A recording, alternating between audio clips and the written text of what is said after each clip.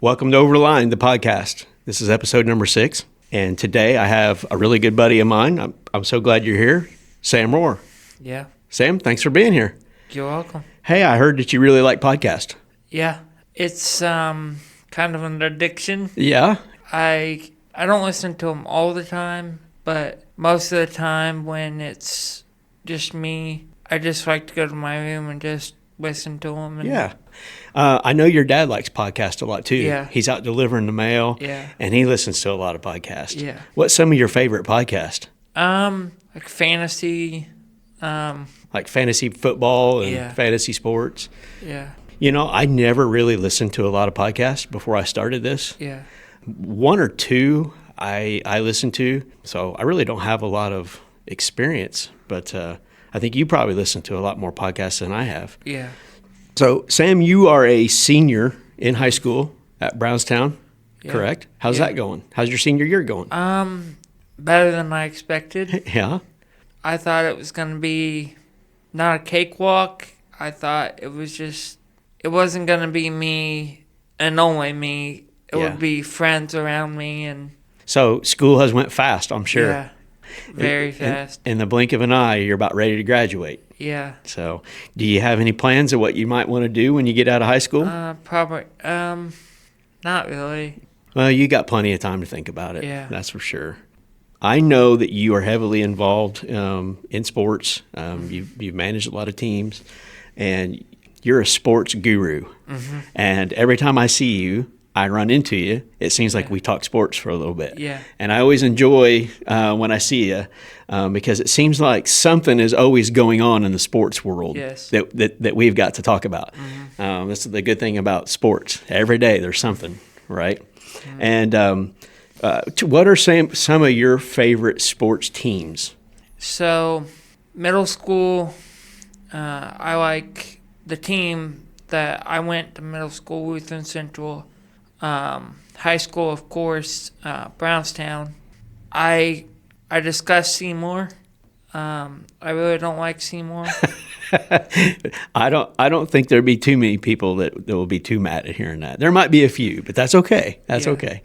Some of your favorite national sports teams, like I know you're a big Indiana basketball fan. Yeah. You watch a lot of that, and your dad is a IU basketball fan. You guys watch a lot of games together. Yeah. Football fan? What's your favorite NFL team? Colts The Colts fan? Yeah. and Chiefs. And Chiefs. My family on my mom's side, her brother was from was born in Fort Wayne. Now he is in Kansas City, Blue Springs. So yeah, he kind of spoiled me a little bit Uh-huh. and kind of tormented me, and tortured. But So you became a Chiefs fan. yeah, Well, it's been a good period of last 4 or 5 years. It's been a Yeah. good time to be a Chiefs fan. Mm-hmm. And I know you follow a lot of Indiana high school basketball. yeah. You're a big fan of Indiana high school basketball. Where did that love of high school basketball come from? I gotta say my dad, because he was a manager, and I felt like it just fell into my lap and fell into my hands because it was my love instead of what I thought, and I just think it came from my dad. Yeah, I know your dad's a big sports guy too. You know, he listens to a lot of sports podcasts as well. I also know you're a big statistics guy. You like sports stats. Yeah. Is that something that on the high school team? I know you've been a manager. Tell me a little bit about that. That's exciting. So, Yeah. not too many people can say that they were manager on a state championship basketball team. No. That's pretty cool, right? Yeah. So tell me about that. Tell me what that was like being on the state championship basketball team. It was nerve-wracking. Yeah. Very nerve-wracking. When we were up by 6, I looked at my best friend, Keisha Robinson, and I said, "It's over." And looks at me and says, "Why?" And I go, "They're gassed. I mean, they probably never seen a team like Brownstown running up down the floor, Jack Benner behind the back pass, like that's unheard of." And Yeah, it's part of sports. It really is. That it was very exciting when we finally won. After 04 state final, we didn't win. 09 we didn't win. But it's part of basketball and it's part of life. I mean, you'll have sometimes where you win, sometimes you lose, and that's part of it. Winning a state championship here in a small town was a really big deal. Mm-hmm. And I know you were really proud you got a state championship ring. Yeah. That was pretty cool. Yeah. How often do you is that something that you just put up as a keepsake, or do you wear that thing? Keepsake. Yeah. You don't wear it very often? Nah. I don't want to unless I have to. Going back to the whole IU basketball thing. Yeah. I grew up as an IU basketball fan, mm-hmm. and then we went through the carousel of coaches. Mm-hmm. Tell me what you think as a big IU basketball fan about the new coach that they hired, and tell me what you think the state of Indiana basketball for the Hoosiers. Tell me where you think they are, where they're going, how they're doing, and what do you think about the new coach? I think Darian, however you say his name, he's very good. I believe when we were down in the Bahamas, he, one of our boosters or whatever you call it, probably told Darian, Woodson is retiring after this year, and we need you as the head basketball coach. And I stood by that after my dad said it, and I mean, that's it. And truly, Dan, I think it's not about the banners on the wall. It's really not. It's about building a culture. And you see that with Kurt Singini, and you see it with the football program. Now we got to see it with the basketball program. Yeah, they've certainly turned that football team around. Yeah. It's been fun, hasn't mm-hmm. it?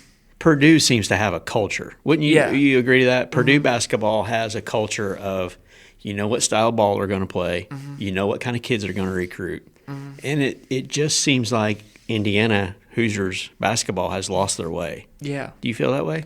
Yeah, I think it started way back when they fired Bob Knight. Started way back then because Bob Knight had a culture.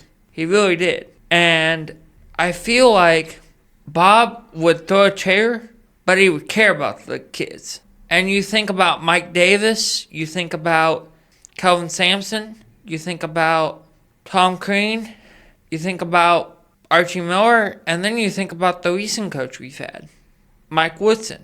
They never cared. I mean, I don't want to say they never cared, but they never cared about the kids.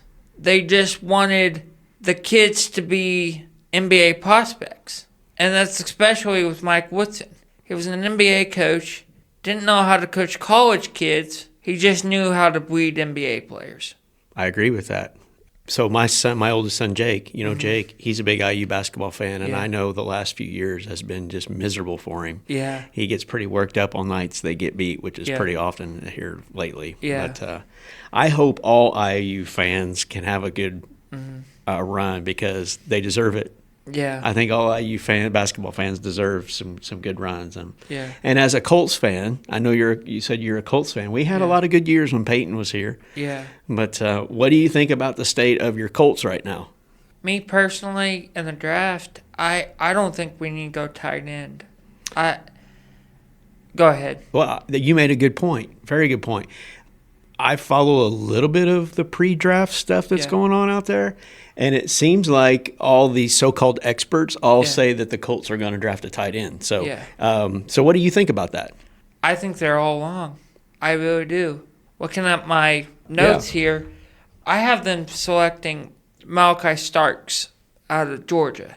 Cornerback, he's really quick, really fast, but I truly believe I see him taking an offensive tackle.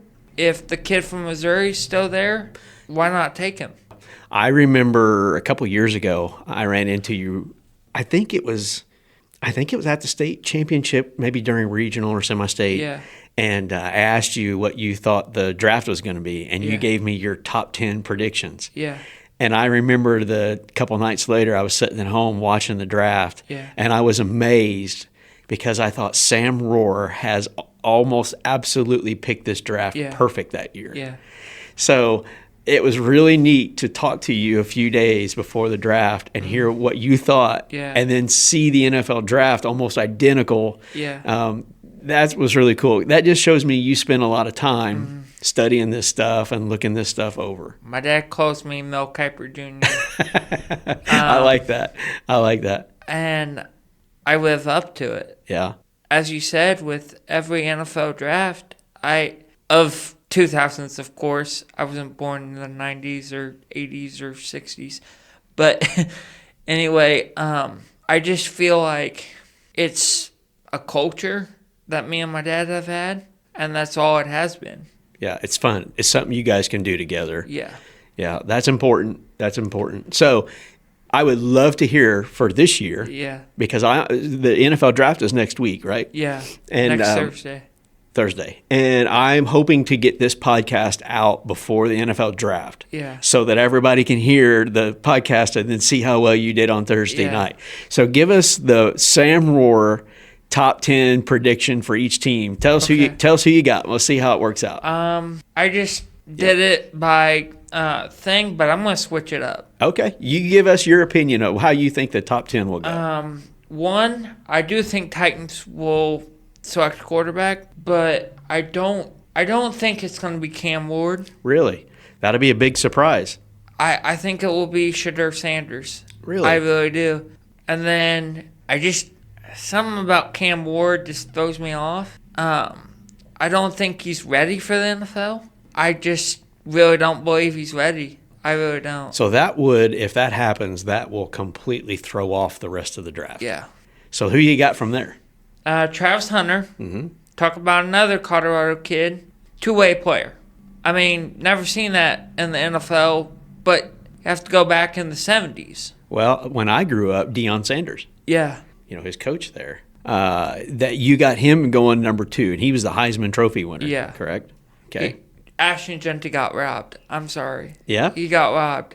And speaking of Genty, I have him going 6. No, actually, yeah, I have him going 5 or 6 because I don't have the teams on here. But well, that's fine. Who do you have after? So we got, you say Sanders and then Hunter. Who you got number 3? Abdul Carter. He's good. Freakish athlete from Penn State. He's probably one of the best players, right? Yeah. Okay. And number 4? This is probably going to shock you. I got Kenneth Grant. I have him at 10, but I think Will Campbell is not going to cut it. He's a big, strong dude, but when you look at the tape and you look at everything, yeah, he has strong hands and stuff, but he's not good enough to be in the NFL, I don't think. And so that's number 4 or number 5? Number 5. And number 6, you say Genty? 4. 4. Okay. And then 5, you got Genty? Mason Graham. Genty at 6? Yeah. And then who you got at number 7? Membu, the kid from Missouri. I think wasn't he like a second-round draft pick? I don't know. You think the people will reach up to get him? I really believe. I truly believe. I think he was a second-round pick until it came, or third or fourth round before it came to the combine. And then I don't know if he even showed up, but I do know scouts are looking for guys that show up to the combine, want to show off their skill.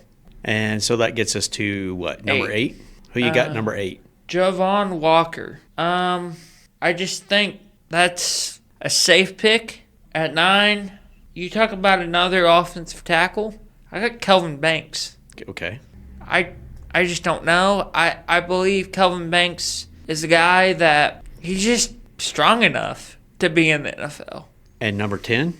I had Ken Grant, but then I picked him at 4. So I'm thinking the team at 10 will trade down, or the Colts will trade up.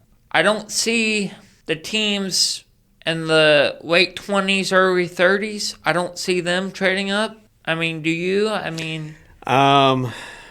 You just never know. Yeah. That really throws an NFL draft completely off. Yeah, it does. Because once that happens, the teams behind that move up and down are completely thrown off. Yeah. So that rounds out your top 10? Yeah. And then your prediction for the Colts was? Malaki Starks. Well, My favorite player in the draft, and I'm not near the expert that you are. I don't claim to be. But my favorite player in the draft is that big tight end from Penn State. No? You don't see it? I see it, Dan. I really do. But why would the Colts go tight end? I don't know that the Colts go tight end. I just think that he was him and Genty and Abdul Carter, to me, was my favorite three players that I watched this year. There was a lot of good players, but to me, those three stood out as pure NFL players. You know who stood out to me was Indiana quarterback, Curtis Ward. I don't think he's capable going first, second, third, fourth, but I see it. You think IU's quarterback will get drafted? Yeah. Oh, good. I really do. It could be 5 or 6 or 7, but I still see it. Or maybe he shocks the world and goes second round. Are you not to switch gears too much on you, but are you an NBA fan? Yeah. Are you really? Yeah. Now, see, to me, Sam, it's really hard to watch. Me too. It's so hard to watch. It's a different game. Yeah. I like to watch Indiana high school basketball like you do. I love to go to the Brownstown games. And the college game is not what it was, but it's still more fundamental basketball than the NBA. The NBA has just, the product is just, to me, it's just not fun to watch. But who's your favorite basketball teams in the NBA? Pacers. There's just a team that disgustes me, and that's the LA Lakers. Yeah. Because people want to compare LeBron James with Kobe Bryant and Michael Jordan. I don't believe in that. So LeBron James is not in the same category as Kobe Bryant and Michael Jordan. Is that your opinion? Heck no. Well, see, Sam, I grew up in the prime Michael Jordan era. Yeah. And so you'll never convince me any other way because I grew up watching Michael Jordan. Yeah. And to me, he was the greatest basketball player ever Yeah. play. And there's a lot of stats that back that up. But I think a lot of kids your age would say the opposite, wouldn't you say? I think a lot of kids your age would lean maybe towards LeBron. You don't think so? Yeah, I think so. Because they grew up watching LeBron. Right. And I just believe that that's the way to go. But you look at somebody who, Wisdom Frenchwick, who was the greatest Celtic of all time. Do you consider him being in, not like the greatest basketball player of all time, but in the realm of Kobe Bryant and Michael Jordan? I wouldn't put him in that elite top 4 or 5, Okay. but I think Larry Bird does not get the credit that he deserves. No. Statistically, Larry Bird will be shown as one of the greatest basketball players of all time. Best shooter. You know, Steph Curry might be a good argument there for best shooter, but I have seen a lot of statistics that show that Larry Bird, statistically, other than the all-time points, was just as good as LeBron. Yeah. And I don't think a lot of people have looked into that, but I think Because they're not basketball heads. Yeah, They're really not. a lot of people just watch SportsCenter Yeah. and they get all their information from that. And that's not the way to go. Someday, do you hope to do something sports related? Maybe when you get out of school, have you ever thought about that? Maybe trying to take your love of sports and your love of statistics, and have you ever thought about doing something with that someday? Yeah. It just hasn't dawned on me Yep. that it would take me somewhere. Well, let me give you some advice, Sam. Yeah. My grandpa always told me, if you find something you truly love, you'll never really work a day in your life. I'm very fortunate that I truly love what I do every day. Yeah. Now, with any job, you're going to have bad days. Yeah. I have days that I go home and I'm pretty wore out and frustrated. But overall, I truly enjoy what I do. And so my days go fast and it's worth getting up every day. Find something that you love and try your best to make a go of it to see how that you can turn that into a career. Yeah. And so you got some time before you graduate high school, and you can get you a job doing anything when you get out of high school. Yeah. But if that's your goal and that's your dream, always be thinking about it. Yeah. Never let go of your dream. No. Always be thinking a way that you can take your love of sports and statistics and research, Yeah. and always be thinking about how you can turn that into something that makes you happy. Mm-hmm. Okay? So I want you to be thinking about that. Yeah. Okay? After you graduate, especially. So I'll be excited to see what you do when you get out of high school. Yeah. I know Frank works out at Brownstown Electric. I'll be interesting to see what you do. Yeah. Real quick, I like to tell some stories on the podcast. Yeah. And I like for my guests to come on and tell some stories. Yeah. If you don't mind, I'd love to tell my favorite Sam Rohr story. Oh, wow. Can I tell it? Yeah. Okay. So and then I'll tell mine. Okay. When you were young, you played. I was your coach. Mm-hmm. You played on some of my baseball teams that I coached. I coached you in coach pitch softball or coach pitch little league, on up to t-ball little league, and I coached a lot of kids, and a lot of the kids I have kind of forgotten their names, but there's a group of 15 or 20 kids that you just never forget. Yeah. And you were one of them. And my favorite story of you, and you probably don't remember this, but it was coach pitch. Yeah. And you came up to the plate, and it was your turn to bat. Mm-hmm. And you walked up to the plate, and you took your bat, and you slammed it into home plate. Oh. And you pointed like Babe Ruth out to the outfield with your bat. Yeah. Like Babe Ruth calling his home run. Yeah. And you slammed that bat into the plate, and you yelled, "Back up, suckers!" And I tell you, I got so tickled, got to laughing so hard I couldn't even hardly throw you the ball. Yeah. But you were ready. You were ready to go, and I threw that pitch in there, and you hit that thing, and I think the entire crowd erupted in cheers, and away you went. But I'll never forget that. You got up there, and you slammed that bat, "Get back, suckers," and called your shot. Yeah. And that was one of my favorite memories of Sam Rohr playing ball growing up. Yeah. What's yours?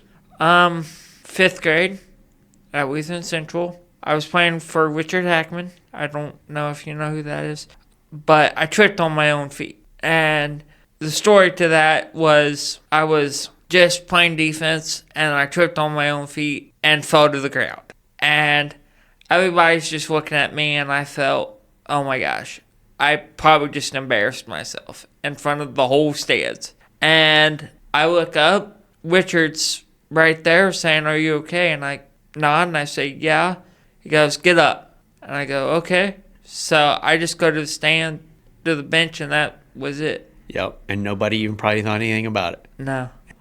I know you played t-ball, baseball. I didn't know you played basketball. I mean, did you enjoy playing sports, or was your love studying sports? I think it was studying. Yeah, you love the studying of the sports more than actually playing. Yeah, I was never really good at sports, and so I'm one of those guys that likes to sit around and watch the games and look at the stats, but nowhere near on the level that you do. Yeah, I think that's really cool. One of the things that we talked about is the ERA. It's kind of the ERA sports.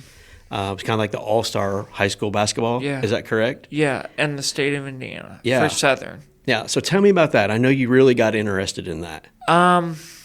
So it started last year, and I just fell in love with it. And Jenna Closterman, my cousin, got selected by Ellie Richardson. And I feel for Jenna, I really do, because on the other side is Brent Owens from Austin. And I think Brent's coming out for blood. I really do, Dan. I mean, Jenna was a girl that took her out 3 years in a row. You mean like in the tournament? Yeah. Is it okay? Or? Yeah. So this ERA, just to let people kind of know what that is, it's kind of a selection all-star. Is that a good way to put it? How would you describe it? I would say it's more like coaches pick the players. Okay. And then the players pick who they want on their team. Oh, okay. So you have the coaches pick a couple players, and then those players pick out and fill out a team. Yeah. And does it kind of work like an AAU tournament type deal, or is it more of an all-star type? It's like an event, and they have a 3-point contest. For the girls, they won't have a dunk contest. but they'll just have a 3-point in a game. And then boys, they'll have a 3-point contest, a dunk contest, and then a game. Kind of reminds me of the is it like a North-South All-Stars type deal? Yeah. And they do a lot of videos and stuff for that, don't they? Yeah. They do. From what I know about it, they do a really good job of promoting that with different short videos and different things on, I think, Instagram. I don't do Instagram, but I think I've heard about it on there. Yeah. So you started following that and really getting involved with it and really found an interest on the girl side and the boy side? Yeah. I just think the boys is not going to be as competitive as the girls because, as I said, Jenna's, I want to say this to ruffle some feathers, but I'm going to say it. Okay. Jenna's probably better than her sister. Okay. Well, maybe she'll hear this. Yeah. Mal, if you're listening, when this comes out, don't beat up your sister, please. On the boys' side of it, you think who will be represented from Brownstown? Colby Hall and Chase Coomer. Okay, you think both those boys will be on there? They already announced the teams. So Chase and Colby are on there. Jenna's on there for Brownstown. I think Sophie Wishmeyer's on there. So back to the Austin thing, if that's okay. Yeah, go ahead. Brent Owens, I think, is looking out for blood and the All-Star game because Jenna put her out in the tournament, and I don't know if you know Jared Peterson, but he's probably telling Bryn, hey, go after that close ring girl. Well, hopefully it's a clean tournament. Mm-hmm. I'm happy to see our Brownstown kids and our athletes so well represented at things like that. Mm-hmm. That's always good to see. Yeah. Well, let's move away from the sports side for just a minute. One of the things that and you probably have you heard some of my podcast? Yeah. One of the things that I like to talk about with everybody that comes on the show is tell me what Brownstown means to you. Okay. Tell me what makes Brownstown special. What makes Brownstown different? It's a small community. Everybody's in there for each other. And I like to think about it as not comparing it to a big city, but comparing it to a big city. Mm-hmm. When you see Fort Wayne or when you see Indianapolis or South Bend, they never come together. They're either out on the streets. Do you think people in a big city just don't take the time to get to know their neighbors? Yes.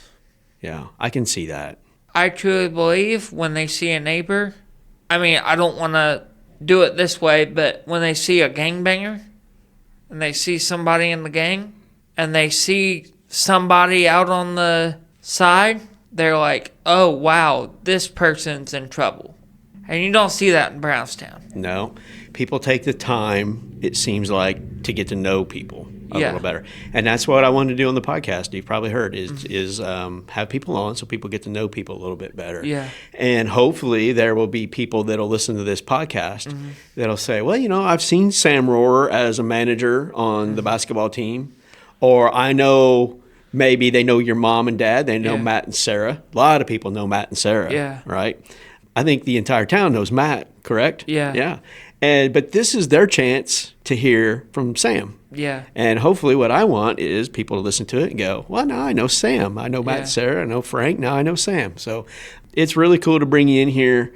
I'm so glad that you got to be on your first podcast. Yeah. And it got to be on my podcast, on my show. I truly hope that one day I will turn on a podcast and you will have made it big time on some national sports podcast. Yeah. So dream big. I hope that happens. I want to maybe open up a magazine someday and see that it was an article or stats written by Sam Rohr. Yeah. Don't let go of that dream. Keep following your passion. Congratulations on your senior year. Thank you. I'll be at graduation, so I'll be cheering for you. Okay. Good luck going forward. Okay. And enjoy your senior year. Thanks, Dan. All right. Hey, thanks for being on my show. I appreciate it. Yeah, thank you. What'd you think? Oh, I loved it. A lot of fun.